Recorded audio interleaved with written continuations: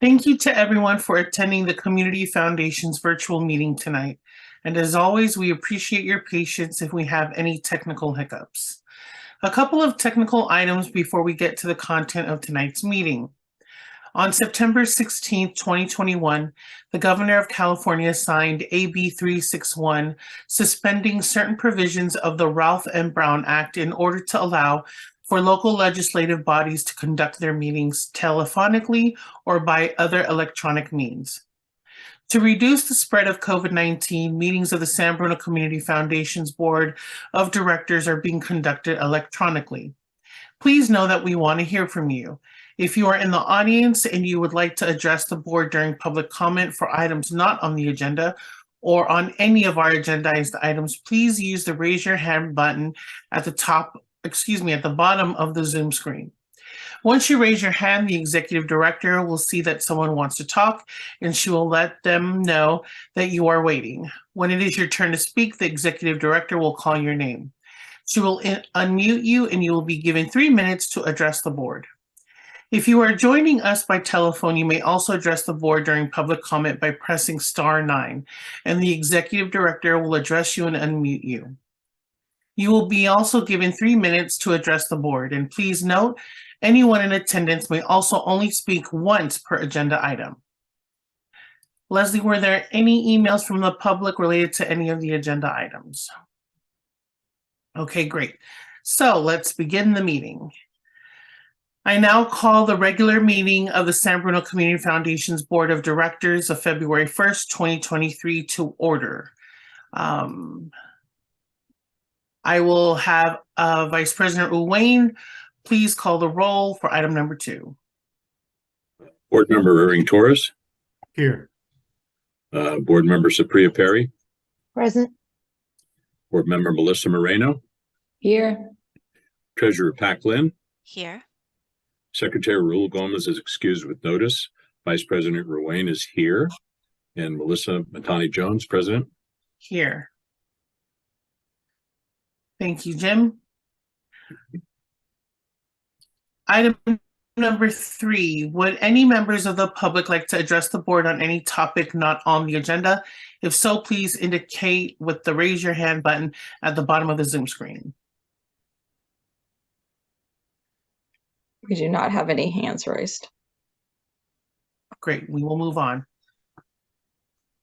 Item number 4, approval of minutes. January 4th, 2023, regular board meeting. I'll turn the time over to Vice President Ruane.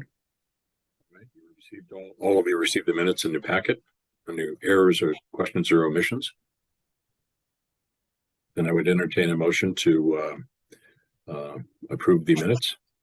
So moved. Second. Motion and second. Roll call. Irving Torres, please. Aye. Supriya Perry. Aye. Melissa Moreno. Aye. Treasurer Pac Lin. Aye. Raul Gomez is excused with notice. I vote aye as Vice President, and President Melissa Matani Jones. Aye. Okay. Would any members of the public like to comment on this item? I guess we should have done before, but I don't think anybody's there, Leslie. We do have a member of the public, but I do not see any raised hands. Okay, very good. Okay. Back to you, Melissa. Thank you. Moving on to item number 5, Executive Director's Report. I'll turn the time over to Leslie. Thank you. Good to see everyone again tonight. I have a brief report tonight because a lot of the things I've been working on will be covered in the main portion of the meeting. With regard to the DEI training on Monday night, thank you to all of you for taking time out to do a special meeting for that and participate in the training. If you have any feedback on this session, I'll send out an email so you can share that. The consultants would appreciate any feedback. And if you have any ideas for how we might incorporate some of the ideas discussed into our work or ideas for future DEI topics for us to explore, please share those with me offline as well. And just a brief reminder on ethics requirements. You need to get in your Form 700s, conflict of interest annual statements, and for a couple of you, your AB 1234 training. Conflict of interest statements we need in as soon as possible. Form 700s technically aren't due until the beginning of April, but better to get it in and not procrastinate. And some of you have already gotten in your paperwork, and thank you to those of you who have. That's all I have tonight. Thank you, Leslie. Are there any questions from the board? No. Okay. Are there any questions from the public? No hands are raised. Okay, excellent. Thank you, Leslie, for the report. Moving on to item number 6, consent calendar. We have 2 items on the consent calendar today as listed on the agenda. Would any members of the public like to comment on a consent item? If so, please indicate by using the raise hand button at the bottom of your Zoom screen. No hands are raised. Okay. Unless there are any questions from the board, I call for a motion to adopt the consent calendar. So moved. Second. Thank you. I'll turn it over to Vice President Ruane for roll call. Board Member Irving Torres, Aye. Board Member Supriya Perry, Aye. Board Member Melissa Moreno, Aye. Treasurer Pat Lynn, Aye. Secretary Rula Gomez is excused with notice. Vice President Ruane is an aye. President Melissa Natani Jones. Aye. Motion passes. Thank you. And now we'll move to item number 7, conduct of business. We'll receive fundraising analysis presentation from the Partnership Resources Group and provide direction to staff on next steps in considering a fundraising program. In the fall of 2021, in adopting Strategic Plan 2.0, the SBCF board committed in the near term to maintaining the organization's program-focused business plan. In doing so, board members noted the board's original decision not to fundraise to avoid competing with other local nonprofits, the costs of building up a fundraising operation, and the belief that the city and other grantees might be better positioned to fundraise than the foundation. In April 2022, at the San Bruno City Council's request, Dr. Sean Spano of the Public Dialogue Consortium and I made the presentation to the council on the results of the Community Listening Campaign 2.0 and the strategic planning process. Subsequent to the presentation, the City Council, at the request of then Vice Mayor Linda Mason, requested that the foundation reconsider our priorities to include active fundraising, since the community ranked it number 4 as a process recommendation for members of the San Bruno community and is not listed as a San Bruno Community Foundation priority. Concurrently, the executive director and I both believe that in order for the board to further consider the possibility of building up a fund development operation, a high-level analysis of SBCF's fundraising potential and the projected cost of implementing an active fundraising operation would be extremely beneficial.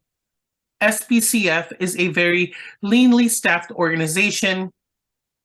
Ramping up a fundraising operation is not inexpensive, and the cost of fundraising must be weighed against the realistic expectations of how much money the foundation could raise on an annual basis. Last fall, the foundation engaged with a Partnership Resources Group, a San Rafael-based firm that has been providing strategic fund development counsel to Bay Area nonprofits since 1990. We asked PRG to provide high-level analysis of the following questions. What is the potential for fundraising to add to the foundation's corpus and/or to raise operating funds on an annual basis, and what is enough to justify the effort? What are the fundraising related best practices of a community-based foundation tied to a local city? How many donors think about giving to a foundation versus directly to the organization it supports? What is the unique value proposition that the foundation brings to the table? Should the foundation focus more on project-based funding or more general? How would the foundation best organize itself internally, and what kind of staff and leadership would be needed to be successful? Is there enough ROI? Over the past several months, the PRG team researched these questions and drafted the report that is in the meeting packet. Tonight, Melissa Irish and Elliot Levin will present PRG's finding and analysis. The board will then have the opportunity to ask questions and then engage in discussion of next steps, if any. Thank you, Melissa and Elliot, for joining us tonight. The floor is yours. Well, thank you and good evening. It's a pleasure and an honor to be invited to join the board meeting this evening.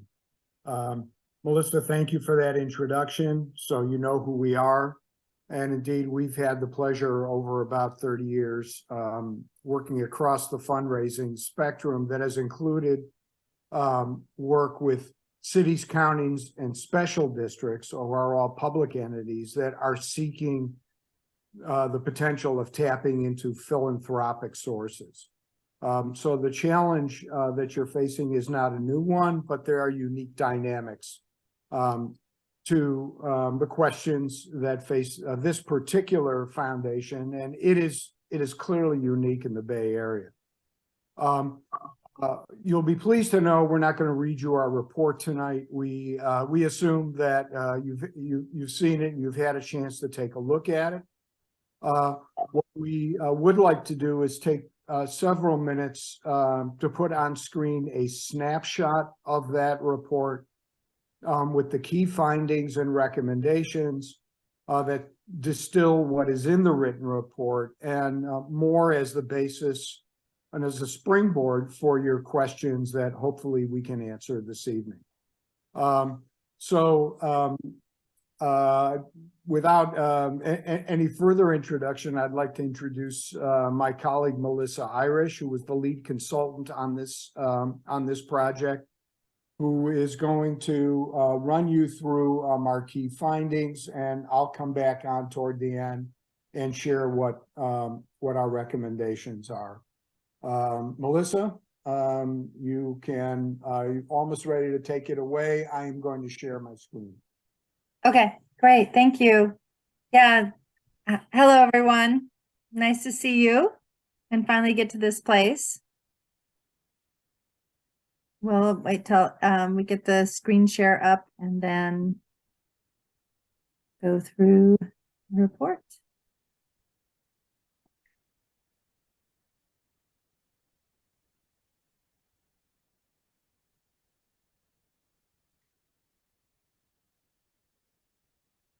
Great. So as Elliot mentioned, we did do the analysis, and just, special shout out to Leslie for being such a great thought partner and guide for us as we learned all about this amazing organization and the work that you've done and the contributions you've made to a very special town.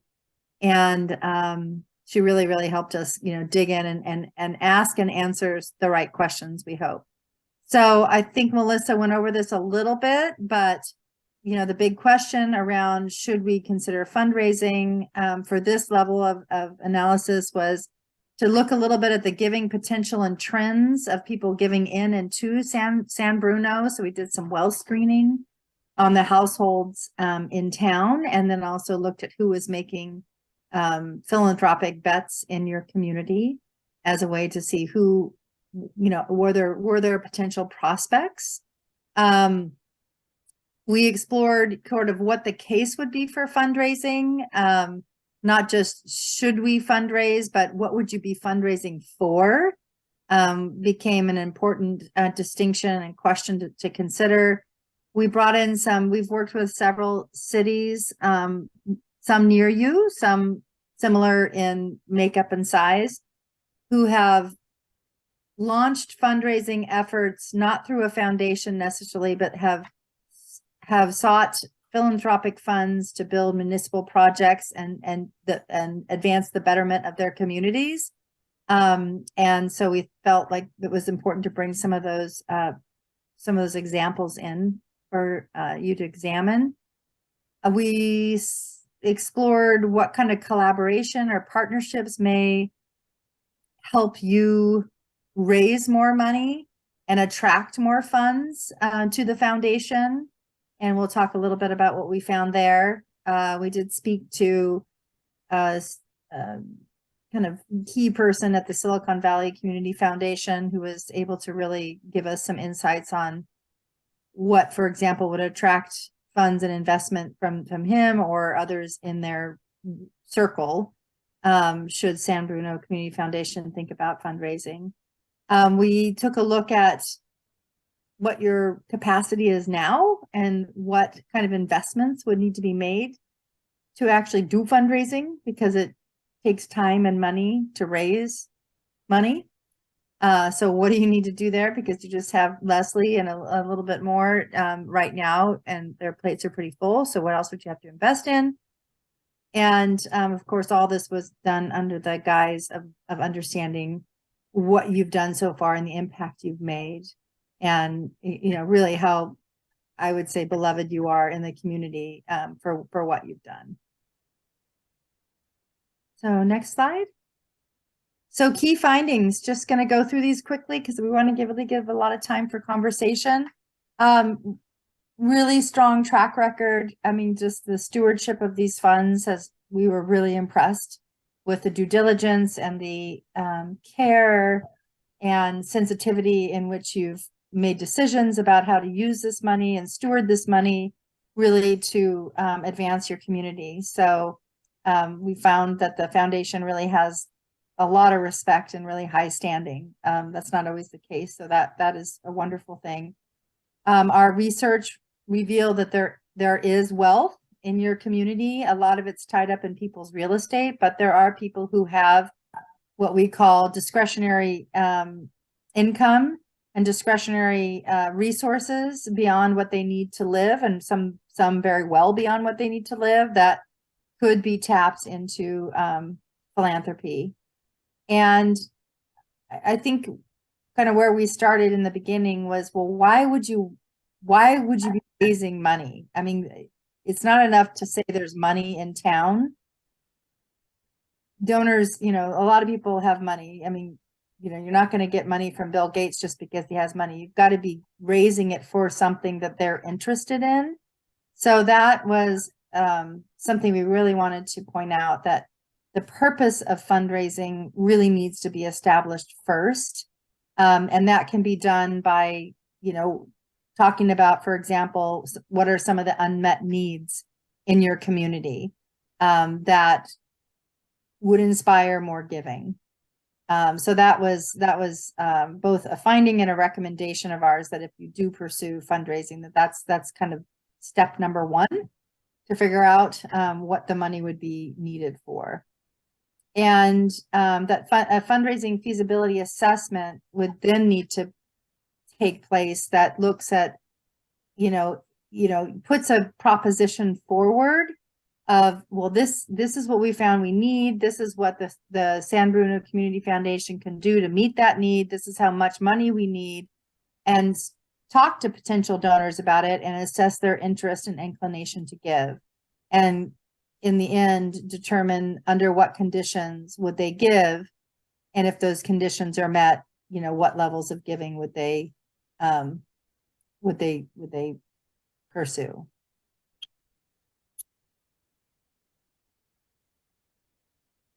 There's an idea that we found, mostly this goes back to your excellent track record and your stewardship of the funds and your just hard work over the years responding to community needs, that you sit on a different perch than others, like individual nonprofits, because you have, you've looked at like the broader needs and the broader interests of the community.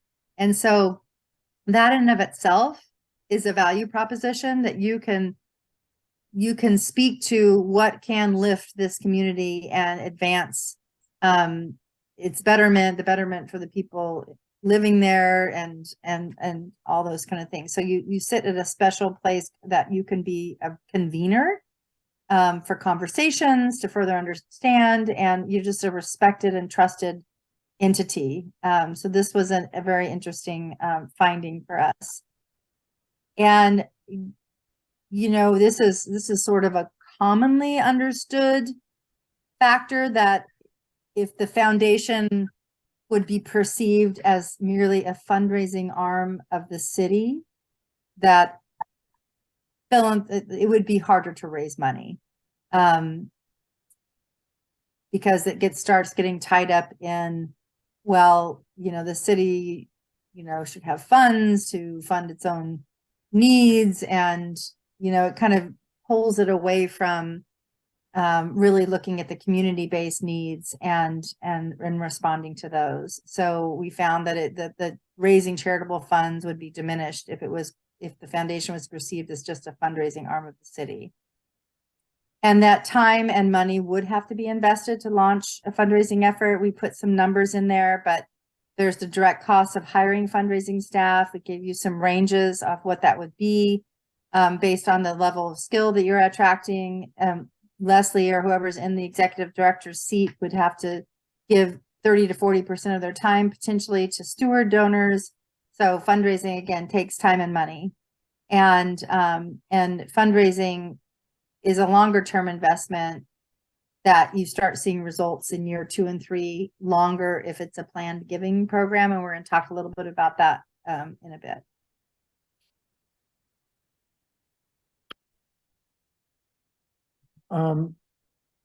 So let me conclude our slides here with a couple of ideas and avenues for you based on our findings and some of the data that's in the report.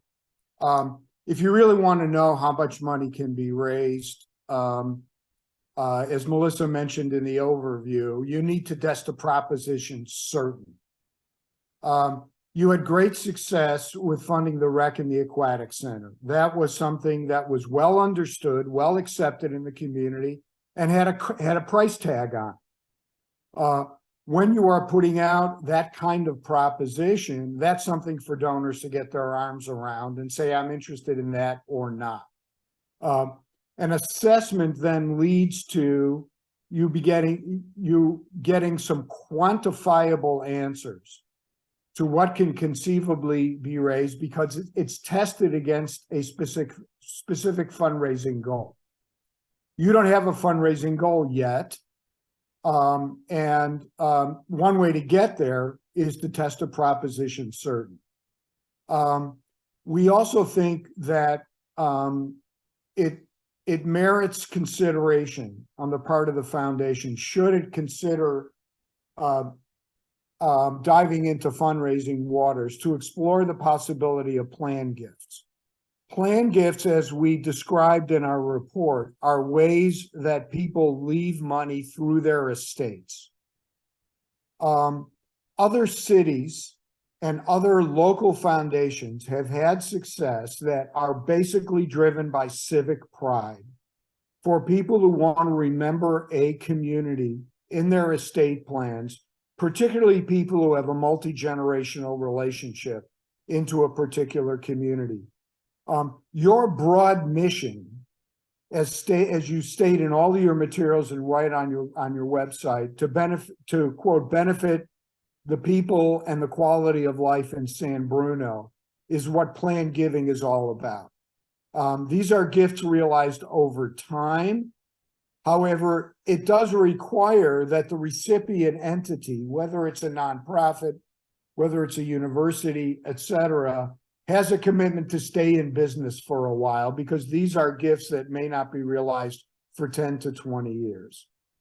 A third avenue is an avenue that you do somewhat now, and that's to serve as a channel for more funding. So right now, your scholarship program, for example, you get grants from local companies, and you act as the channel of those funds to worthy students throughout the district. So these you could argue these are funds that you are raising, but they're not going into the foundation's bucket. They're going back out into the community. That's a way of channeling funds. We sensed in the research we did and the people that we talked to that there was some interest in seeing how the foundation could be a channel for new funds. And the third is developing funding collaboratives to address issues of common concern. We gave some examples of that in the report. this is where a foundation like yours would come together with other foundations and nonprofits, develop a solution to a problem, and then pool their resources to attack it. So in a case like that, in funding collaboratives, there's no one entity that's raising the funds. Everybody's putting money in to develop a collaborative solution to a common problem. This is a common practice among medium-sized foundations, where they will pool resources to get something done that aligns with each of their foundation's respective guidelines and missions. So we did see a path forward here, and we thought we'd identify what some of those potential next steps would be.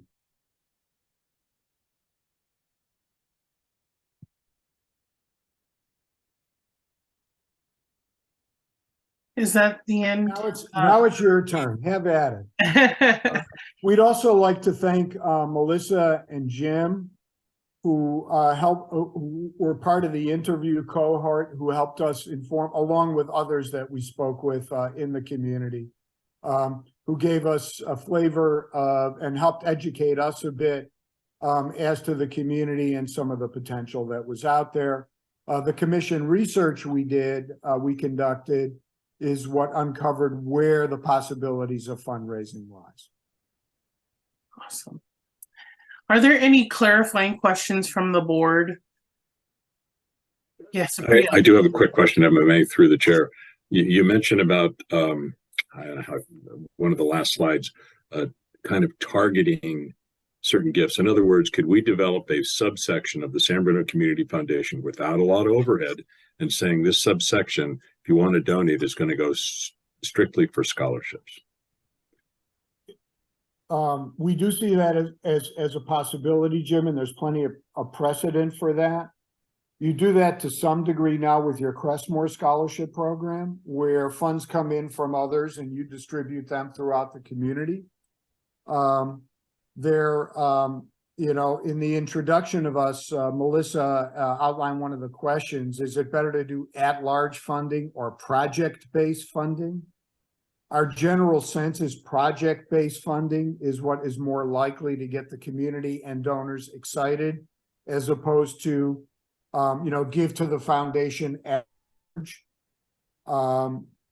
So there are ways in which you could identify a need, create a project around that, or reach out to nonprofit partners in your community who themselves may have a project they want to get done, and focus fundraising efforts specifically around a particular project, a particular need, or a particular agency in the community. Thank you. I have some more comments, but I'll wait and see if the rest of the board has any questions. Thank you, Jim. I see two hands, Supriya and then Irving, please. Thank you, through the chair. I'm curious as in assessing sort of where we stand compared to other similarly situated foundations or organizations. Are we, will part of what we need to think about be related to one, that we are sort of a quasi 501c3, and two, that at the inception we were formed in, I think perhaps a unique way, given that the initial funding came from a very a personal tragedy to the Right. city, and how do you transition that you know, into the messaging of continuing on the legacy of something that I think is somewhat unique?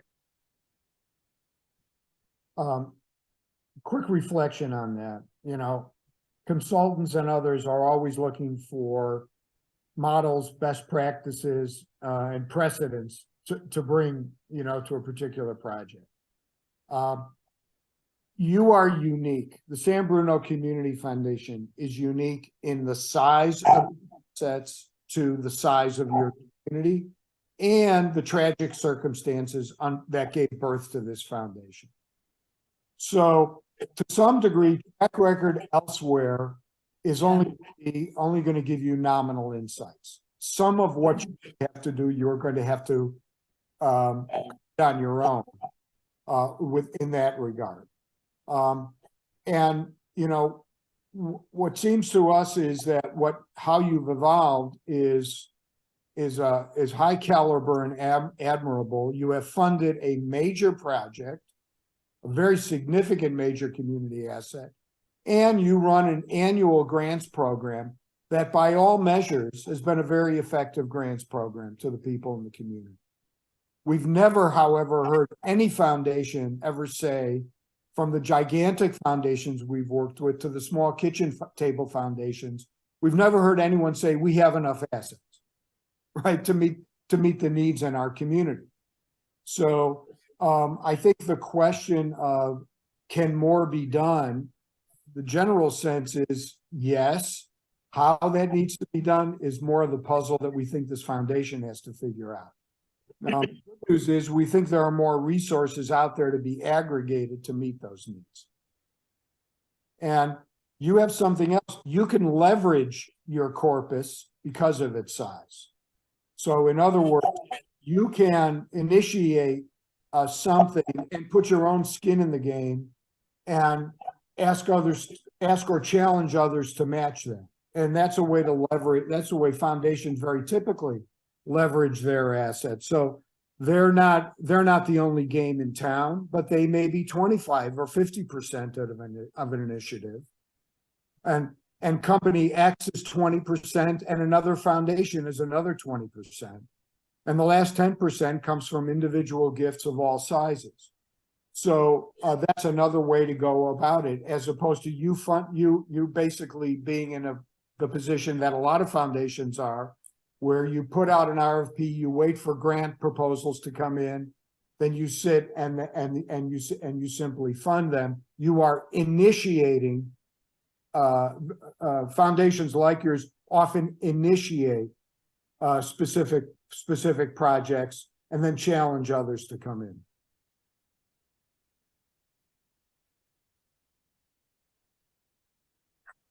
Did that answer your question, Supriya?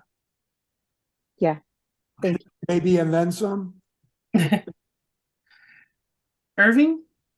Yep. Thank you, through the chair. Elliot, Melissa, thank you so much for the presentation. I have two clarifying questions, but I also just, what you just mentioned, Elliot, would you also say that like years also plays a factor in terms of the leverage? Like if if there's an organization that just began compared to an organization that's almost like 10 years, like, does that, I guess, provide any additional leverage or benefits for that organization? And then my two clarifying questions is, you talked about the funding collaborative. I'm just curious as to what is the average timeline from beginning to end for like a funding collaborative? And then the second clarifying question was, you talked about interviewing or speaking with others in the community.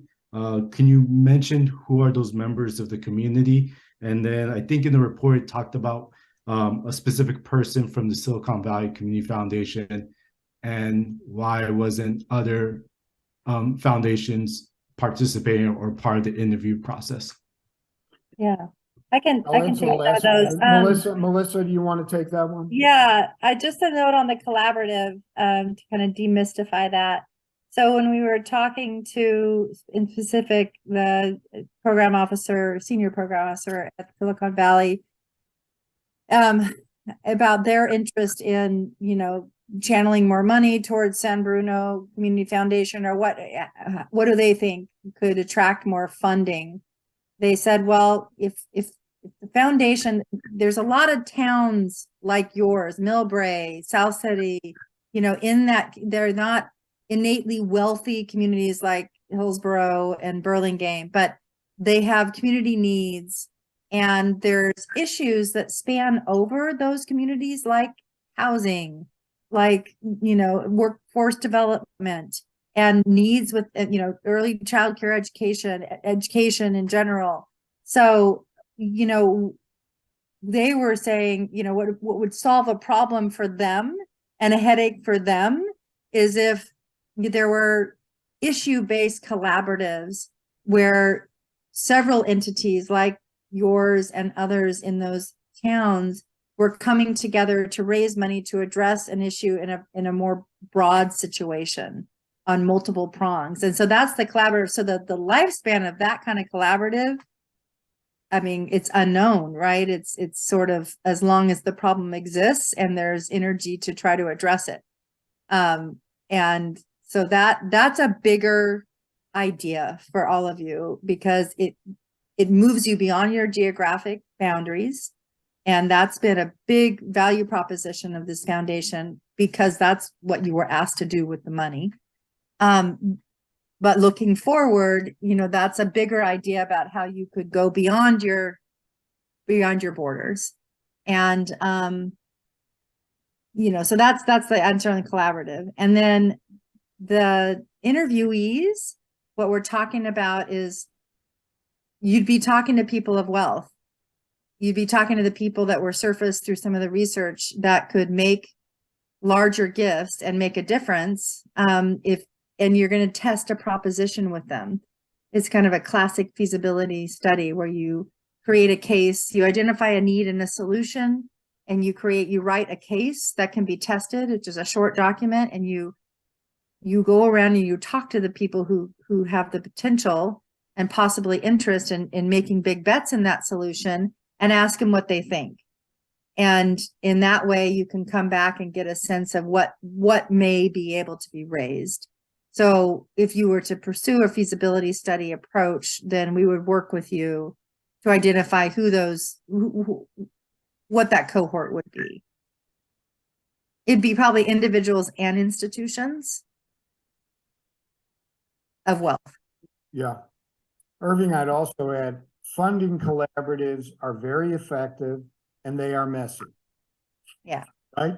Because you've got multiple players in them. But they are very attractive to funders. Because they are frustrated with a certain amount of myopia or parochialism that they're often faced with. And they know that some problems transcend any one organization or even one community. So they're looking to generate a certain amount of creativity. Now, funding collaboratives can also be restrictive in their action. So we want to be clear, we're not proposing that this foundation consider spending its resources outside of San Bruno. All right, but when there are, you can still have that restriction, but play a part in helping to solve the San Bruno side of a regional problem.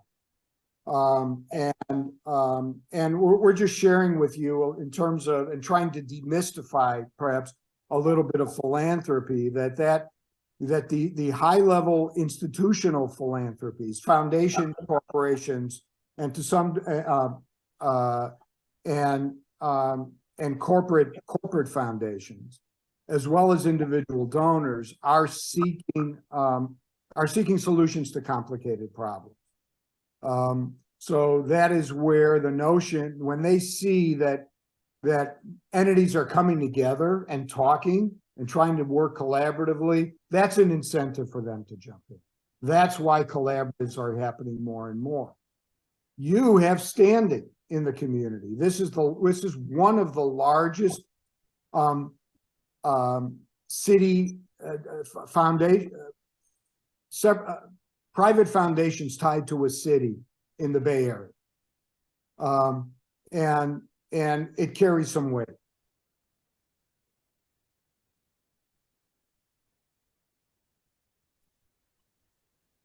Did that answer your questions, Irving? Yeah, thank you. Thank you. Pack? Thank you, President Attorney Jones. Thank you for the presentation. I'm going to try and lower my hand so I'm asking you the question.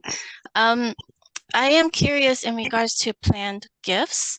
Are there specific characteristics that would make us more attractive, that would make planned gifts more attractive, whether it's through endowment or through estate donations? Is it just because of age? Is there certain things that we should consider in our bylaws or whatnot that would make it more attractive? So at the risk of promoting a more prolonged discussion, planned gifts generally, people are surprised to know that 6 out of 10 people do not have an estate. All right, it's shocking. So one thing that any organization does is simply promote the fact that planning your estate is a good thing for you, your family, and your community. And that's kind of where it starts. The average plan in the United States is $58,000, and the average estate distributes to 3 charities in the charitable remainder portion of an estate. So it means that there's a huge intergenerational transfer of wealth occurring as we speak, and people are putting that money. Generally, the target to encourage people to think about any given organization as a recipient of a testamentary gift, of a planned gift, are people who are 55 and older. That's the time people are starting to think more about it and go to their attorneys, etc. The research suggests that people change their wills and trust about 3 times during their lifetimes.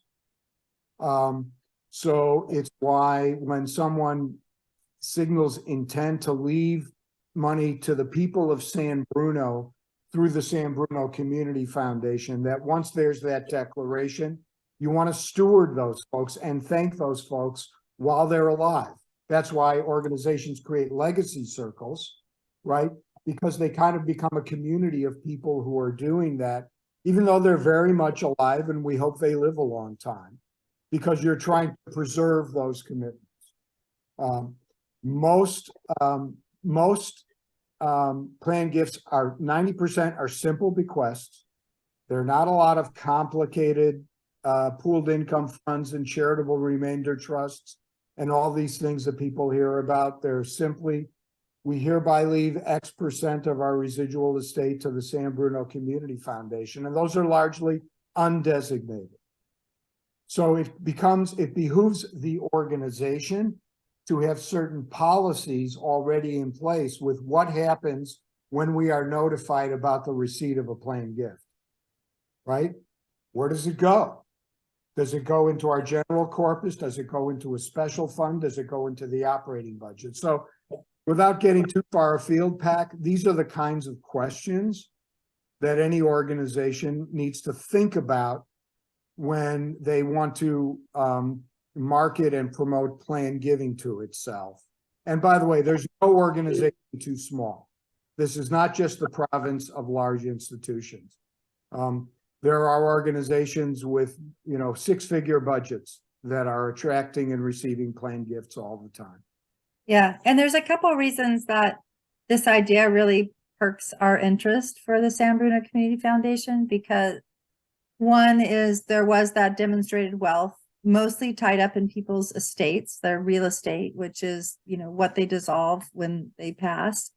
And so there could be sizable gifts because the people living their lives in San Bruno likely have great gratitude for what the foundation has done and would feel really good about continuing that legacy. And third, because if we understand it correctly, your spend down is over a couple decades, which is a long enough period of time to realize actual income from planned gifts should you start an assertive campaign right now. Although what goes hand in hand with doing that is that you're going to need to have some conversation and ideas and statement about how long you're going to be in business, because people will also want to know that if they did do this, that it was actually going to go to what they wanted it to go to, which is the benefit of the community. So, I mean, these can be tested in a feasibility study too. You can test the inclination to give through a study. and come back and understand if that is worth pursuing. Because that's really passive and it's not going to require you hiring fundraising staff. It's more of a marketing campaign. You likely won't have to. Does that answer your question, Peg? Excellent. Okay. Dr. Moreno. Thank you, Chair, and thank you. We have 3 Melissas in the room at the same time, which is very unusual. But thank you both, Melissa and Elliot, for your presentation. But I'm very curious to learn more about the plan giving piece here and how we might be able to go down that path. It almost seems like a great way to leverage the already established reputation of this board and the work that this board has done well before I joined. But I'm wondering, have we ever received an unsolicited planned gift or estate gift in our history? Have we ever received anything like that? Not a planned gift, no. Okay. So, and what I guess I don't know that I have a question, but I think that we should have a lot of discussion around this other point, and because I think we're at this inflection point as an organization. Are we going to spend down the assets that we have for the benefit of the San Bruno community, or engage in something that prolongs our existence? And so then that becomes very important. And it might, if we go down the plan giving road, to establish a long-term commitment of existence in the community. Right. And so I guess my question, just for now, but I think we have to have a lot of conversation around this, but would a commitment to planned giving be enough to extend our life another 30 years or so? Dr. Moreno, that's a great question. We think that is the question. There's an ethical promise that is implied in seeking, attracting, and then securing planned gifts, and that is you're here to stay, right? And most organizations see themselves as that. Does Stanford need another $1 billion in its endowment? Need is no, but so why do people keep putting funds through lifetime and planned gifts into that endowment? Because they're the perception that they're going to be around for another century, right? It's a secure investment. For something like a city and a city-based foundation, I live in San Anselmo, California, right? I love my town.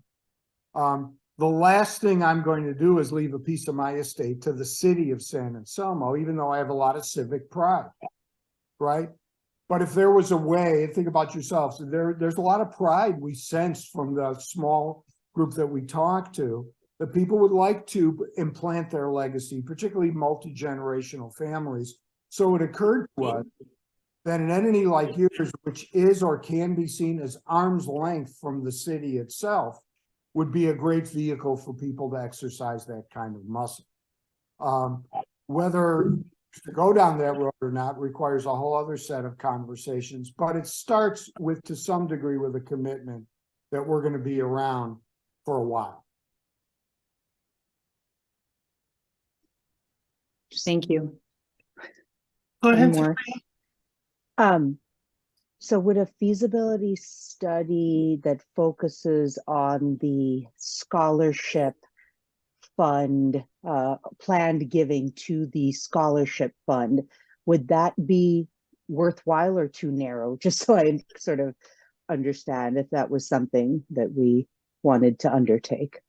I mean, I would encourage you to be a little broader, just because if you're going to put the time and money into a study, you can test a lot more ideas than just one and get feedback on what might motivate a donor.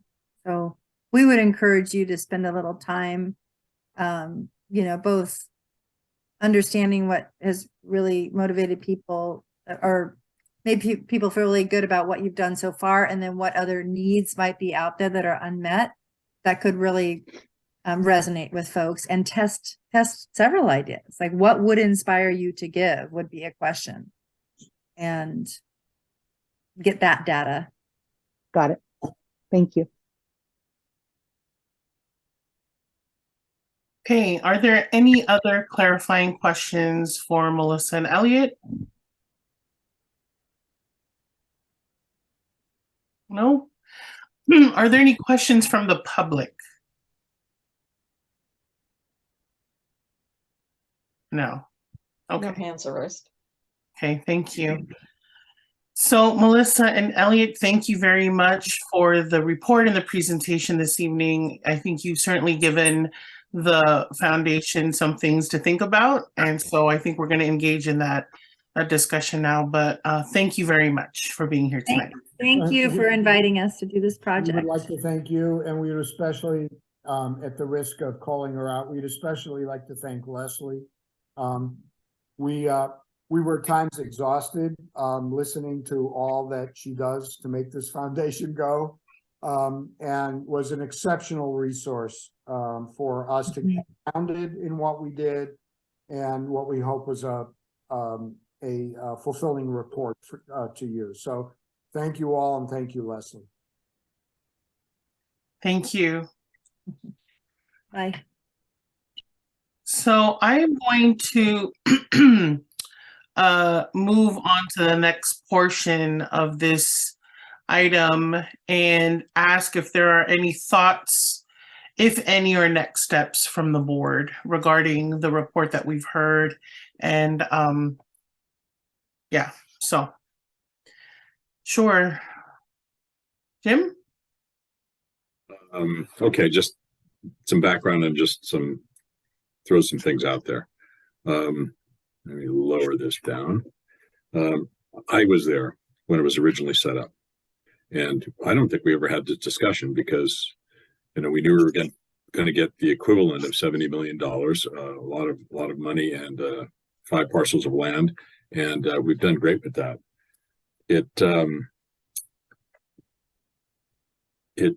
I'm not too keen on doing a lot of fundraising for the foundation.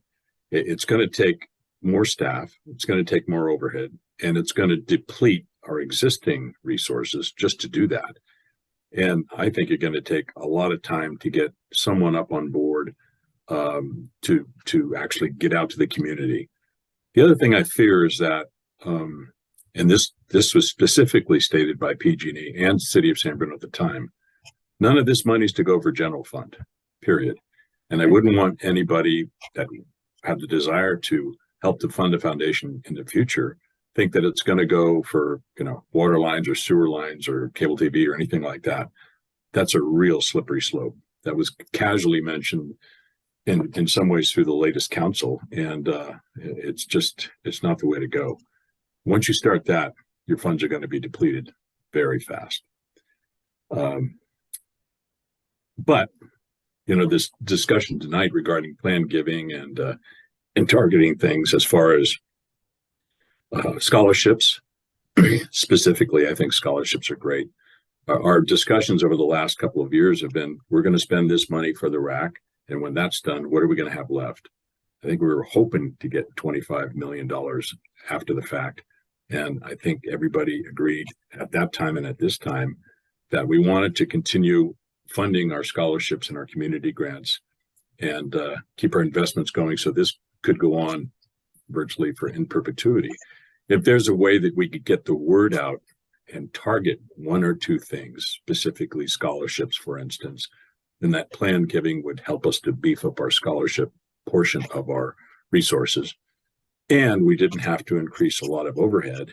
It could be done with a targeted thing and specific funds that wouldn't be a lot. I mean, I wouldn't really be objecting to that. But as far as going out to the community and Silicon Valley Foundation and all of this, I definitely wouldn't want to take anything away from our local, the local community funds and the people we target at all. I mean, a lot of them are smaller. And I definitely wouldn't want anybody to think that San Bruno Community Foundation's raising funds in competition with anybody in the community.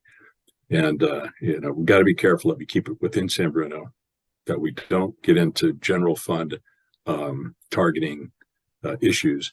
But if there's a way we could get out there and just put another word out that, by the way, you know, we've looked into this and we feel that some, you know, planned giving perhaps for a scholarship fund going forward might be acceptable. Those are my thoughts. Thanks, Jim. Melissa? Thank you. So I would like to have a much better understanding of the path that we go down if we continue to make money on our investments. And, you know, this idea, Jim, that you're saying, you know, we can basically survive in perpetuity. And I think what you're saying, I just want to understand this. And I think maybe we could have a little study session on this is because the investment return is such that we would spend the investment return on smaller things, but keep the corpus, you know, actively generating revenue for us. Is that so? So I guess, is that one path? It's sort of an elegant path to take, where we take whatever's left over after the rack, and then we just keep that smartly invested and spend the return on investment. Right. And Leslie, we did that study with our financial advisors as to what we could anticipate going forward if we did this, or if we did this, or if we did this. Yeah, so to fill in, Dr. Marina, with what we did before you joined the board, Okay. in the last strategic planning process, we did have our investment advisors run scenarios of, if you try to if at the end we get we have about 25 million after the RAC's paid out, which currently looks like we will make that target. Under, you know, they run these what are called Monte Carlo scenarios of different ways, right, that your returns can come out. And I believe the projection was, you know, you would spin off in order to maintain the value of the corpus, the purchasing power of the corpus, of about $1 million a year, roughly. I think that was, if those of you who were here can refresh my memory, which the board then determined actually wasn't really enough to make a meaningful difference year in and year out at that level, given what operating expenses you would have. And if you carved out, you know, this much for community grants, this much for scholarships, so that you maintained current levels, that it would not allow that much more for additional strategic grants. And so the board then felt that like 1.75 million was a better operating budget to work with, that would allow you to maintain those two programs and do some other significant, meaningful investments in the community every year. But if you did it at that level, you would be dipping into the corpus, right? Investment returns would not be able to support that. But that it would still enable the foundation to last for another roughly 20 years, during which time there might be other opportunities to bring in money in different ways, right? But so that was the decision of the board, that really, if you want to keep going, we need to have a level, a budget level that really allowed the foundation to make meaningful investments on an ongoing basis, even if that meant maybe then that we would sunset at some point.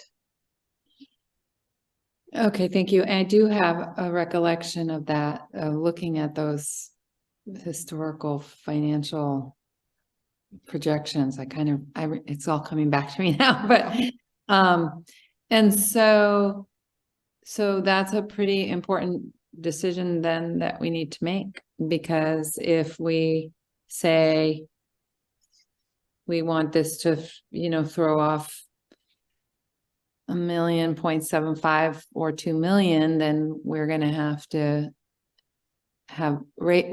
raise money. And I personally love the idea that we take at least at the outset, sort of the easiest or least expensive path of trying to pursue some planned giving. And I think that for me is also very much aligned with our existing mission.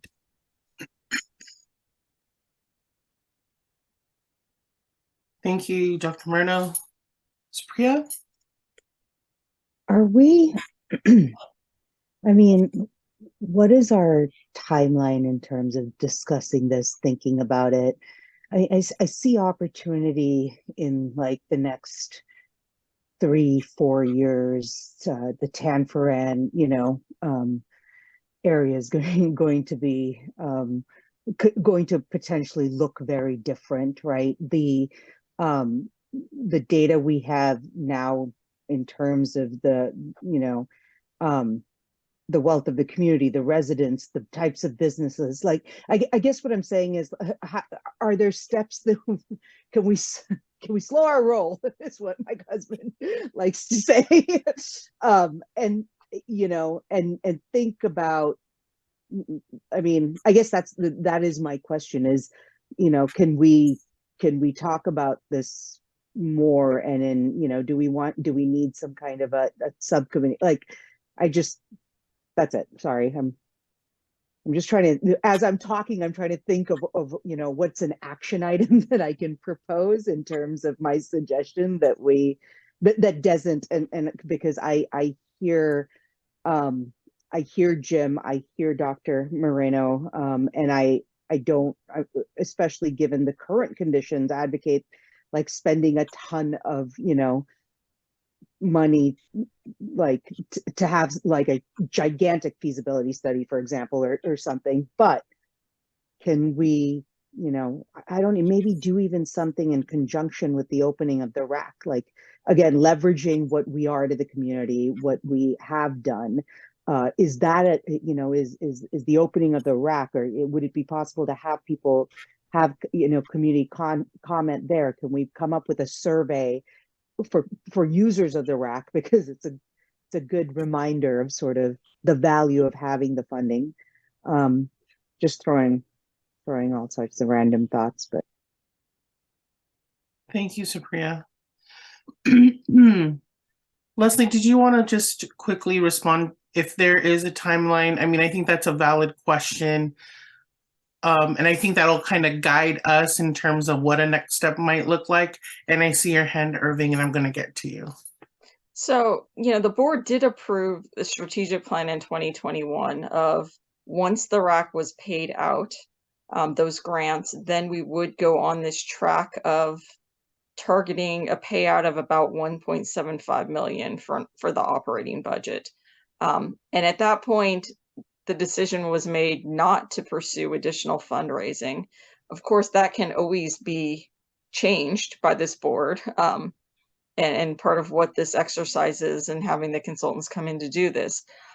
Originally, it was possible, depending on the timing of the finishing of the RAC, that we might be ready to embark on this next stage in terms of our budget with the 23-24 fiscal year.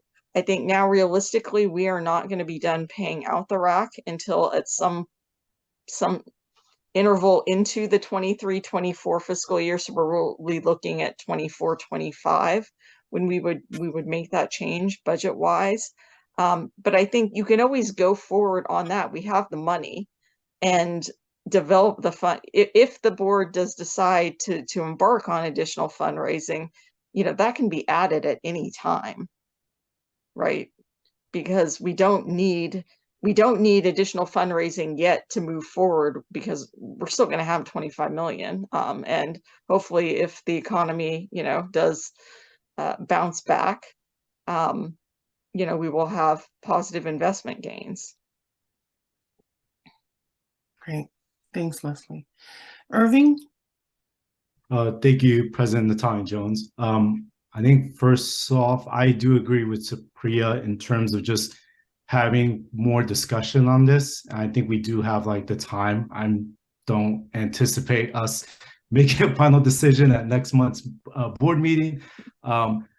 And I do want to kind of open up that conversation of just having community input, specifically for like young folks, like high school kids. I think, when we're thinking about just like the long term of this foundation, I would love to just have the input of high schoolers and young members of our community to be engaged and provide that input process. As far as like the feasibility assessment, I would like to just hope that we are going to include those additional paths, not just plan giving, but also channeling funds and funding collaborative. I just want to just kind of learn more in detail, and that way we are transparent. We give when we do, if the board does decide to have community sessions or events down the road, that we're able to provide, that, transparency in terms of like looking at these different pathways and options. I think things that I'm considering, like when I first joined the board, hearing about, the investment that was made for the development of the RAC. I know that there was other considerations that were left because of just the amount that we have currently right now. Conversations about, possibly having a new library.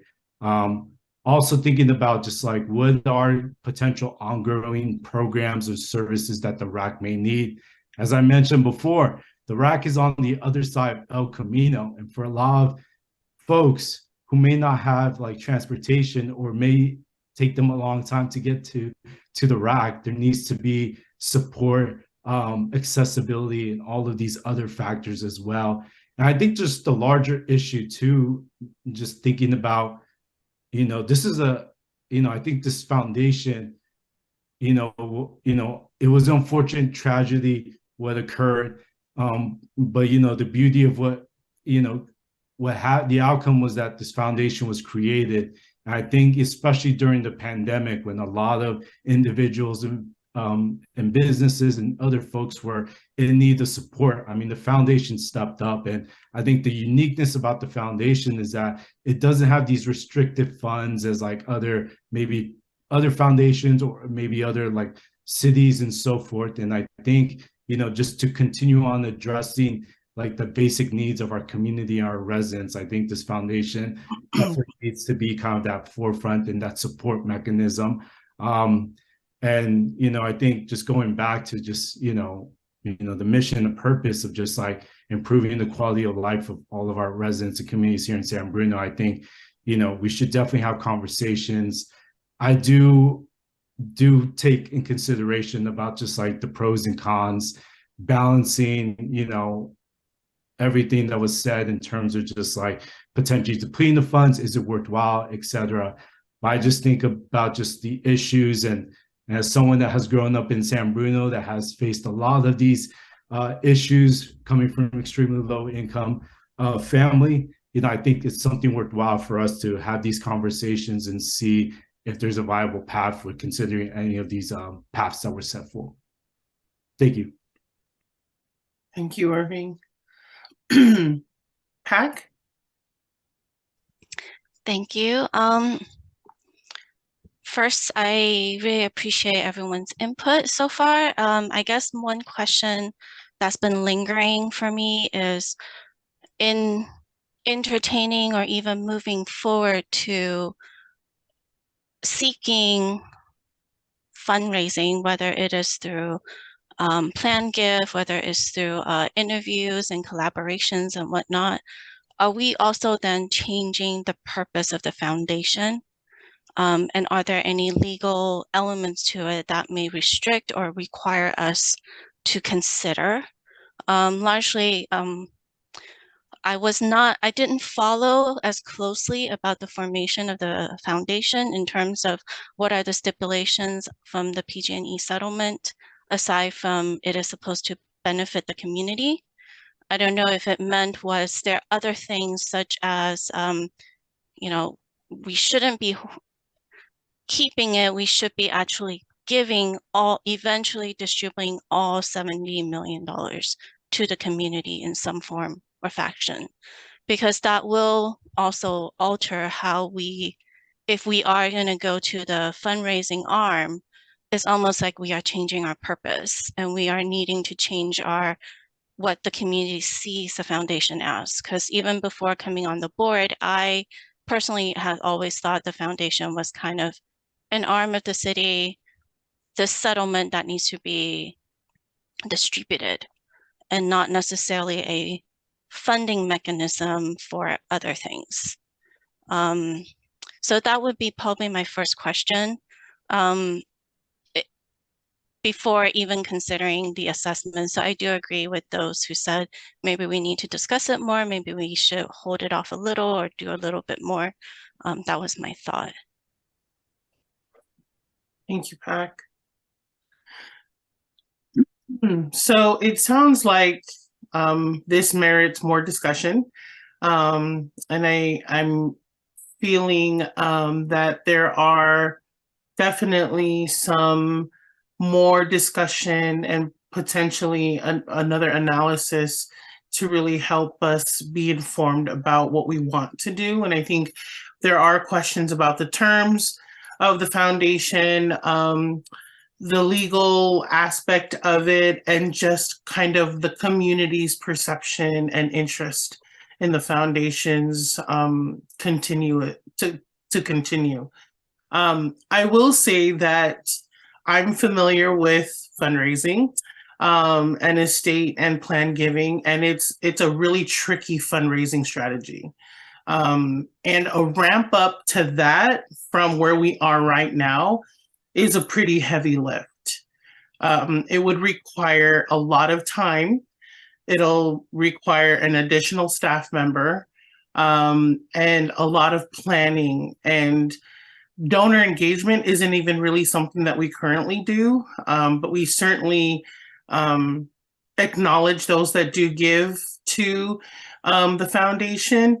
But donor engagement for something like fundraising for an organization is also really a responsibility of the executive director. And as mentioned in the analysis, that it would be about 30 to 40% of that person's time. So I just want us to also keep that in perspective, that although that we've heard a lot this evening, that it takes a lot. And so I appreciate the slow down and more discussion. But certainly I know that everyone on the board really wants to do what's best for the city of San Bruno and its residents. And we should probably continue this conversation. So if everyone is okay that we table this discussion, and that we will try to figure out better ways to have a discussion. And as Leslie mentioned, that there is also, although the board had already made a decision, that at any point we can also discuss maybe amending that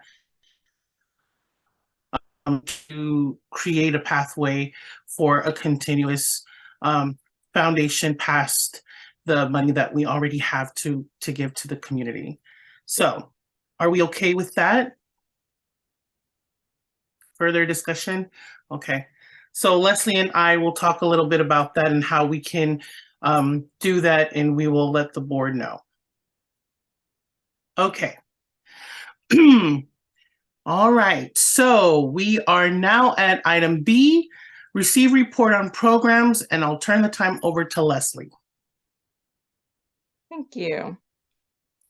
So Jessica, who is here with us tonight, and I have been very busy with both community grants and the Cressmer Scholarship.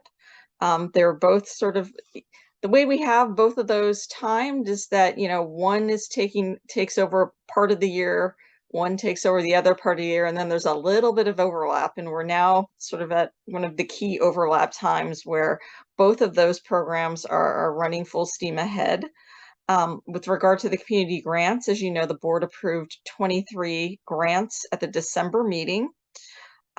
Once those grants are approved, then we go through a process of drafting a grant agreement with each organization and getting those executed, which is just a very, not to overstate it, but it is a lot of back and forth of communications with those organizations.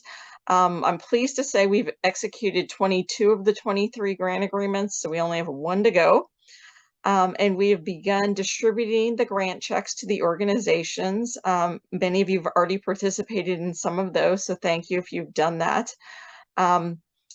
We have had, I think, only one in person, the rest are virtual, but I have to say we always get very positive feedback from the grantees that we actually send a member of our organization to them to learn about them and to celebrate what they're doing with our grant funding, and they're very, very appreciative of that. I'm sorry Raul isn't here. He's the one who did the one in-person one so far. He delivered it to the Lowen Soccer Club. And if you check it out on Facebook, they actually posted a video of his presentation. So check that out. And he said, you know, that beats the live presentation was so much better than the virtual ones, right? Because you're actually really interacting with the people. So he loved doing that. We will have a next group. I'm going to be sending out an email in the next couple of days with another set of check presentations we have lined up for you. And hopefully all of you will be able to participate in at least one or two of those. With regard to the Crestmore Scholarship, we are in the thick of the application process. Jessica has held one in-person workshop at Cappuccino High School that went very well. I think she said about 50 students showed up to learn about our scholarship. She has 4 more set up that are a combination of virtual and in-person, targeting both community college applicants as well as high school senior applicants. And so those are coming up. We are just about done assembling the selection panel, and they're getting all of the materials ready for them so that once we get past that March 7th deadline, we can hit the ground running in terms of the evaluation of the applications, having them do their deliberations, and then making the award announcements to them in late April before they have to notify colleges where they're going on May 1st. And then at the June board meeting, we will all have the opportunity to meet them in person. And this year, it does look like it will be an in-person board meeting, so we will actually get to see them and their families. Just want to encourage you to continue to help us get the word out about the scholarship program if you know of potential applicants. And just wanted to give you an update on the RAC project. We recently received all of the quarterly RAC grant reports for the 6 active RAC grants. Earlier this week, we made a $2.8 million payment for the construction grant. So that's the big one. And we're in the process of paying out the quarterly payments on the other RAC grants, totaling just under $288,000. Those checks are being processed right now. Once these payments are made, we'll have paid out nearly $35.6 million of the $50 million committed, which means we have a balance of just about $14.4 million to be paid out.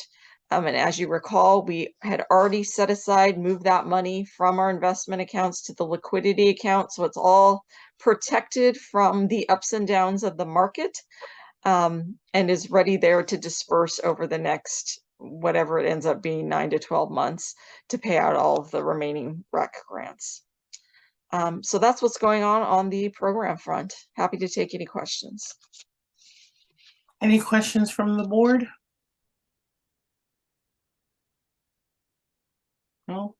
Any questions from the public? I see no hands raised. Okay, excellent. Thank you, Leslie, for the report. I'll move now to item C, discuss transition to and logistics of in-person San Bruno Community Foundation board meetings. And I'll turn it over to Leslie and Heather to give the report. Thank you.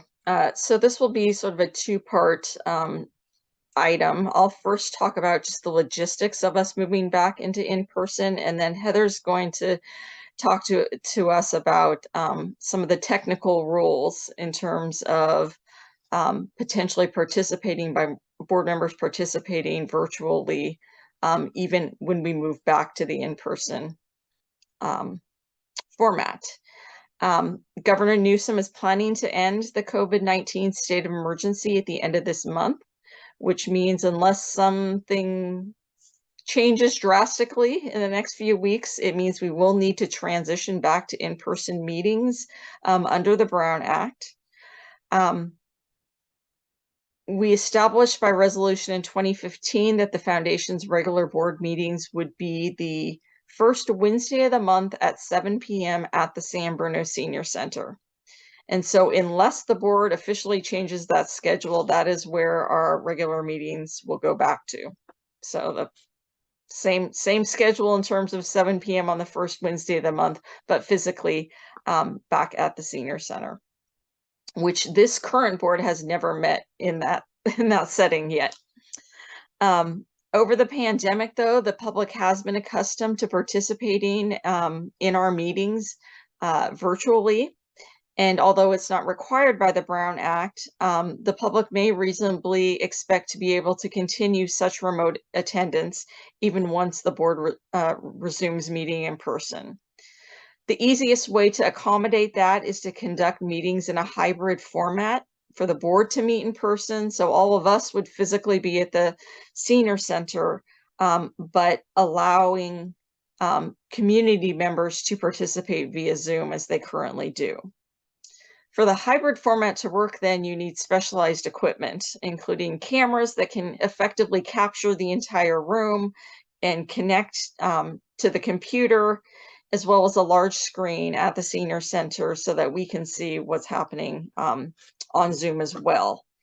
The city has equipped the Senior Center with the equipment needed to do the hybrid meetings, and the City Council actually has already resumed the hybrid format. The council does meet in person, but allows participation via Zoom, as well as San Bruno Cable.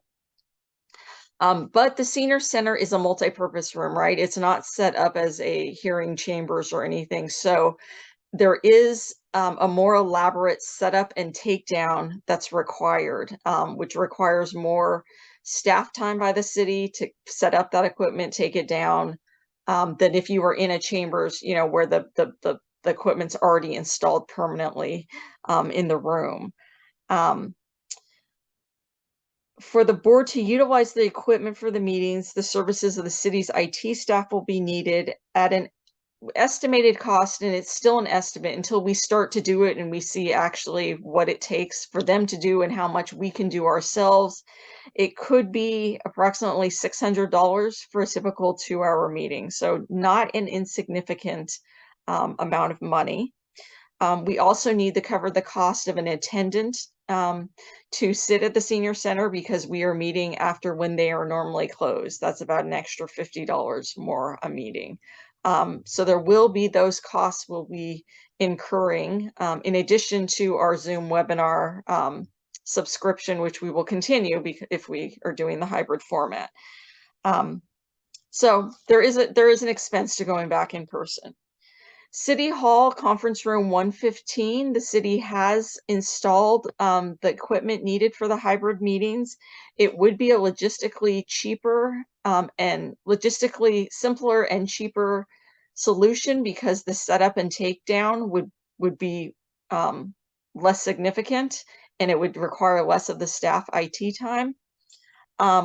So we did look into that as an alternative of changing the location of our regular meetings to room 115. Unfortunately, though, one of the city's regular committees already meets exactly the same time we do, and they would be using room 115. So we would have to change our whole schedule, which I'm a little hesitant to even propose that because you know, we all have busy schedules and all of you have arranged your commitment to the foundation based on when our meetings would be. So I really don't want to go down that path. And I did look at a couple of other alternatives. Were there any other buildings, you know, in the city, any rooms in the city buildings that would be able to accommodate us, and none have the requisite equipment? There is a good chance that once the rack is built, there's a very, very high chance that once the rack is built, a conference room would be wired to do the hybrid meetings. And given that we have provided most of the funding for the building, it seems like an appropriate place for us to meet. and the RAC is on track to be completed later this year. So I see this as more of going back to the senior center for the time being, with the hope that, you know, within 9 to 12 months, we could transition our location to the RAC with some reduced costs and in a brand new building, which would be great to showcase. So that's the plan as of now, is to stay, to return to the senior center. We will have a slightly higher cost. We did budget for that though, because we knew that that was a possibility this year. So there is room in the budget for it.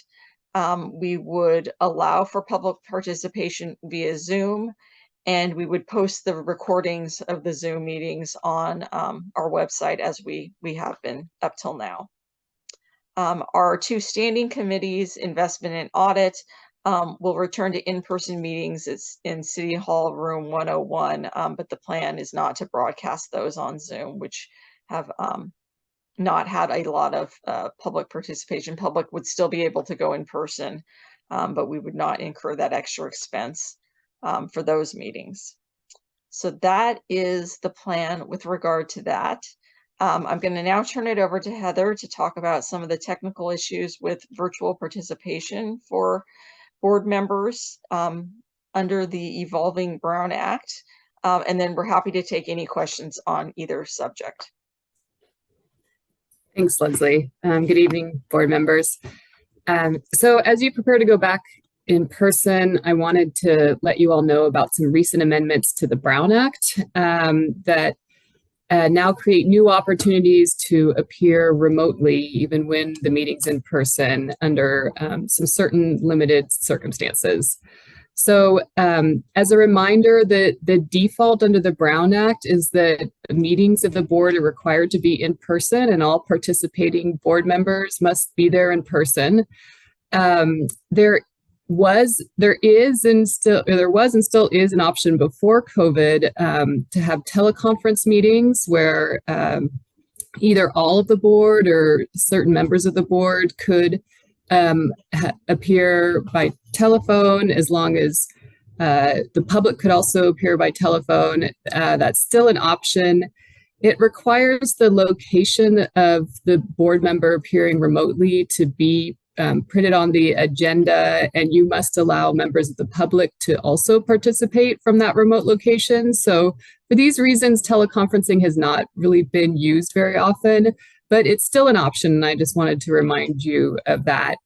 During COVID, public agencies were at times mandated and other times had the option to have remote meetings, but that with those options sort of expiring now, the legislature adopted last year a new amendment to the Brown Act that was signed into law, referred to as AB 2449, which allows for these additional limited remote opportunities. Now, agencies do have the opportunity to opt out of AB 2449 and those additional remote opportunities, but assuming the board wanted to proceed under the new laws, I wanted to explain those rules to you. So under AB 2449, a board member could appear remotely for the foundation meeting 2 times a year. And there's basically 2 categories of reasons why you could appear remotely. One is for just cause, and the other is for a personal emergency. I will say too that I've created a little cheat sheet that is attached to your agenda. So if you'll have notes there, it's a 1-page document that you could refer to. So going back, you can appear remotely for what just cause or a personal emergency. And just cause is defined under the Act as caregiving for a family member or a contagious illness. If you have a need related to a physical or mental disability that requires you to appear remotely at that meeting, or if you're traveling while you're on public agency business, and it could be the business of the foundation or some other public agency. And so those are all reasons that provide just cause for attending remotely. And to do so, you would just need to provide a general description of why you need to be remote at the earliest possible opportunity. And, the law acknowledges that could be the same day. Now, the other category for appearing remotely is a personal emergency, which is defined as a physical or family medical emergency that prevents you attending in person. And again, you would need to provide a general description at the earliest possible opportunity. That would be providing it to the rest of the board through Leslie. So you would email your executive director. And then for the personal emergency, unlike the just cause categories, a majority of the board would need to approve at the beginning of the meeting your ability to participate remotely. So this would be an item that's voted on at the beginning of the meeting, whether to allow a board member to appear remotely for a personal emergency. Under either of these options, the just cause or personal emergency, you do need a quorum of the board to be present in person. So you need at least a quorum to be in the meeting altogether. And the members of the public would also need to be able to participate remotely, for instance, by Zoom. And so this is an option for the board, assuming we have the room set up with the technology that your executive director described, but it wouldn't be an option for the audit or investment committee because they don't have the opportunity for the public to participate remotely with the technology lacking in those rooms.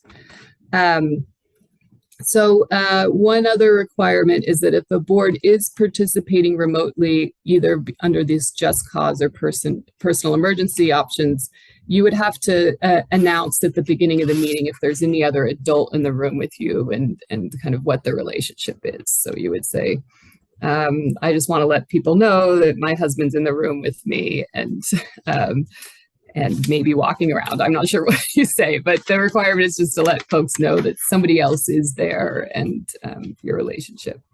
So again, I've got this one-page handout on the agenda. Leslie and I don't expect this to be used very often. Under the law, you could only use it yourself 2 times a year for the foundation. But we also wanted to remind folks that you shouldn't feel like you need to use this option. If you're sick or you have a family emergency, we want to encourage you to take the time you need to care for yourself, to care for your family members. And I don't think this shouldn't be seen as like pressure to attend meetings when it's not really possible or convenient or healthy for you to do so. The legislature, I think, provided this as an option if people feel like they're contagious. They feel pretty fine, but they don't want to show up in the meeting and potentially, spread COVID or anything else, but they feel like they're well enough to participate in the meeting. This is a way that allows you to stay home and keep everybody safe, but still participate in the meeting if you want to. But we wanted to let you know it's an option, but it shouldn't feel like any pressure to use it. So I'm available for questions if folks have them either now or later. So Heather, the moral of the story is don't go remote, right? Don't go remote at all. Yeah, well, that's true. I mean, if you all didn't want to do the hybrid, then you wouldn't have the option to be remote under this new law, except for the old teleconference option is still there.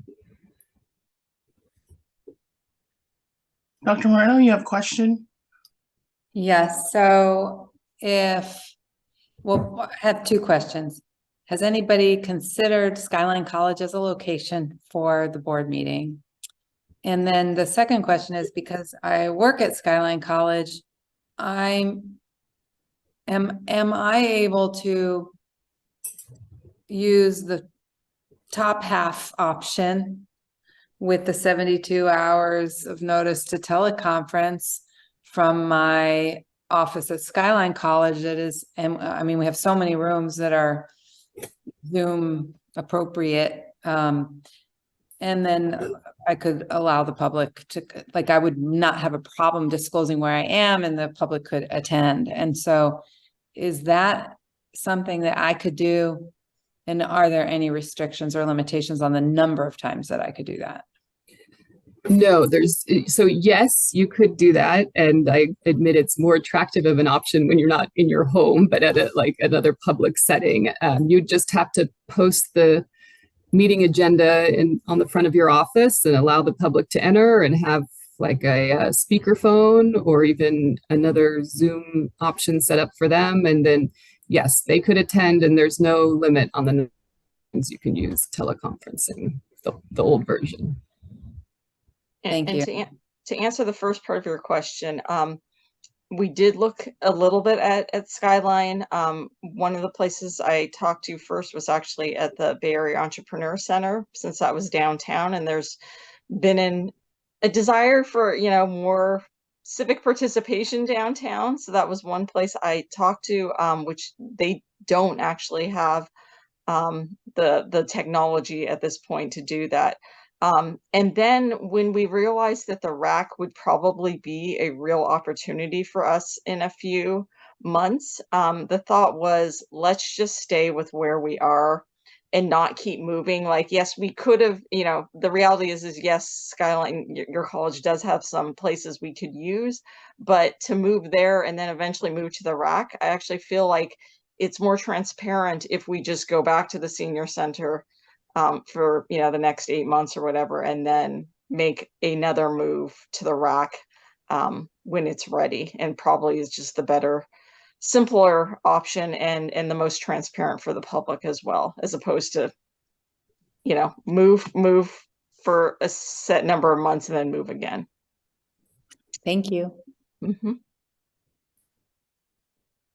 Also, we hope you will come to our meetings in person, though, because I think people will appreciate being able to meet in person moving forward, since this board really has not had that opportunity to do that up till now. I have a question. Is the only sort of downside of not going hybrid that we limit public participation with something that the public has become used to? So that's the main downside, because the public has become used to that. And so a lot of jurisdictions, as they have transitioned back to in-person, they've done it in a hybrid fashion, because the public, there's actually been a feeling that the Brown Act, quite frankly, should be amended to allow for the hybrid and encourage that, because it in many cases did increase public participation. It is a lot easier for people with busy lives and families to feed dinner to and everything to be able to just get on their computer at home, right, and listen to a meeting and participate in that meeting, as opposed to having to physically go down there. So yes, that's the biggest advantage, but there's also the other advantage that Heather mentioned, is that for our board members to be able to take advantage of these new opportunities to participate virtually, say if you did get COVID, but you're asymptomatic, so you want to still come to the meeting, but you don't want to physically expose anybody, you can participate. And you do need to have the hybrid option for us to be able to allow you to do that. And can we change, can we not be hybrid until we move to the rack and then move to a hybrid model? And I'm just kind of thinking of, I understand we've budgeted for the costs, and it's only 8 months, and so and I appreciate just keeping it at the senior center to sort of move back to what it was. But I guess I'm more like, I'm concerned about the setup, the takedown, the delays if someone's not there, technology snafus, and to what extent the cost benefit of that, given the number of public attendees that we typically have, granted larger at some meetings, but overall more limited. I'm just wondering if that's, or is it not that complicated once we do it the first time, kind of thing? Well, we've typically, even before, when we weren't on Zoom, we did have them set up microphones and everything, just because it's a bigger room. so everyone can be heard clearly. So there always was some cost. It was never free to to be at the senior center. Will be a little bit more expensive. But I think we felt like in order for the public to be able to continue to participate in the same way that they have been, we should allow for the Zoom option. Okay. Which will, I think because hopefully it is a temporary step, and that once it is, we can make the transition to the rack, our costs will go down. They won't go down to zero because we probably still will need a little bit of IT support from, the rec center staff, but it will be less significant. The key thing with just the senior centers, because it's the multi-purpose room, so right, it's not a room where everything's already in the walls and ready to go, right? They literally have to reset things up for every meeting they do there, and which is why there's just the increased it's basically staff time to set that up. It is significantly less though than if we had also decided to go be broadcast on channel 1. That would require even more setup and staffing that would drive the price up even more. Okay.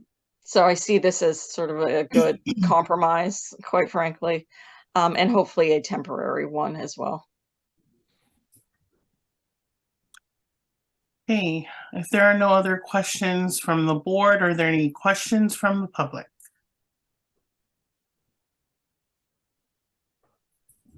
I don't see any. Okay. So I will shift to item number 8, board member comments. Would any board member like to make a comment at this time? No? Okay. For item number 9 and 10, these are closed sessions. So the next 2 agenda items will take place in closed session. The first item is a public employee performance evaluation pursuant to Government Code Section 54957 for the executive director. The second is a conference with labor negotiations pursuant to Government Code Section 54957.6. This item is to handle any adjustments to the executive director's compensation. The agency designated representative is myself, Board President Melissa Netane Jones. The unrepresented employee is the executive director. Before we go to closed session, would any members of the public like to address the board on items 9 and 10? If so, please indicate by the raised hand button at the bottom of the Zoom screen.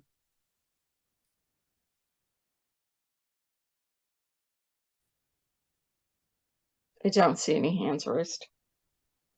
Thank you. We will now go into closed session. Leslie will end the Zoom webinar session. Board members are to join the link for the closed session as soon as we depart this session. The link was sent, so please let me know if you don't have that and I can send it to you. And we will adjourn the meeting after the second closed session item and will not be returning to the public link. So thank you. And now we move to 10, which is the closed session. And then 11, may I have a motion to adjourn this meeting? You'll do that. You'll do that once you finish in closed session. Got it. Okay. So I will see you all in the other link. Thank you. Good night, Leslie.